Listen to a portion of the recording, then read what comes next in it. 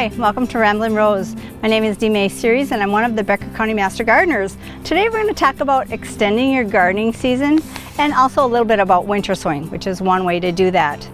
With our long winters, especially this one, here in northern Minnesota, we kind of get a little bit twitchy. We want to get in our garden and we want to extend our gardening season and see some green. There's a lot of ways to extend the season, the gardening season. One way is to start seeds early.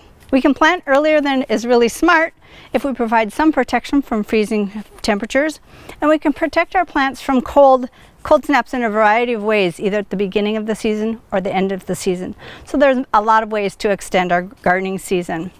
There's a lot of techniques and there's a lot of tools. There are a lot of things that you can buy, and there are some things that with a little ingenuity and what you have on hand, you can make your own. So, excuse me, we're just going to hit a few today, but there are a lot more in the web resources that you'll see at the end. One thing you can do is to start seeds before putting them out in the garden so they have a head start on growing and maturing. That's especially a good idea for things like tomatoes. I do start some seeds indoors, and you'll see this picture of my stand where I have a special lighting for them, and I start those in March and April. And I also have this shelf which helps me kind of baby the plants along until they're actually ready to go in the garden, but they stay kind of sheltered. So these are some of the plants that I've started from seed. What happened was about the first part of May is usually when I put this covered plant stand out.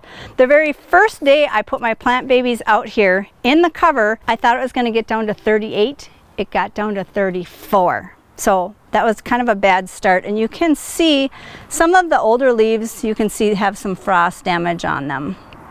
But they seem to have perked up and they look like they're going to make it. You see, there was another one I saw here too. Yeah. So these have some frost damage on them. But I think they'll perk up. I think they'll be fine. So what I do with this is about the 1st of May, I bring them all outside and they're covered most of the time. And then as the days progress and the temperatures hopefully get better, they get more and more outside time. And that's one thing I do to extend the season. Another way to start seeds if you're really not up for that kind of rigmarole is winter sowing, and I'll just show you that. So something you can do is winter sowing, and I have to thank my friend and fellow Master Gardener Leslie Holland for the research on winter sowing. What she showed me how to do is you take a clear gallon milk jug like this and you drill some holes in the bottom for drainage. I don't know if you can see that. And then about February, I just stuck a bunch of seeds in here. I watered the soil really well.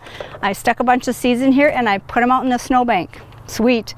The advantage of winter sowing obviously is there's not a lot of hardening off. You don't need the fancy lights. And the care is a little bit easier for them. The best things to winter sow are cold hardy annuals, herbs, cold crop vegetables, and a lot of the native wildflowers. If you're unsure whether it can be winter sown, you can look at if you have a seed packet. You can look for some clues about whether they can be winter sowed. Words like alpine, polar, Siberian, oriental, Arctic, all those things that sound like they can handle the cold, they probably can. So I'll just show you this. These are native plants. Blue vervain came up like crazy. I might have overdone a little bit. So once the seedlings start to pop up, you can kind of take this off and then just water them if they need it, but leave them to their own devices. So it's really kind of low maintenance. I'll show you, let's see. Some of the other ones, the meadow blazing star, are just starting to pop up. And a couple of milkweeds are also just starting to come up. I do winter sow one other way, and I'll show you that. So this is one more way that I winter sow. What I do if I'm transplanting or splitting perennials in the fall, or if I want to sow some seeds of some native wildflowers, for example, what I do is I pop them all up, I put them in this little hole, and I mulch on top of them. And they just stay that way all winter. And then in the spring, I just take the mulch off and leave them to their own devices. They're all cold hardy plants. They should be okay. So they just kind of are on their own. Then I wipe off the pots and either plant plant the plants in the yard or sell them at a plant sale or do whatever I'm going to do with them.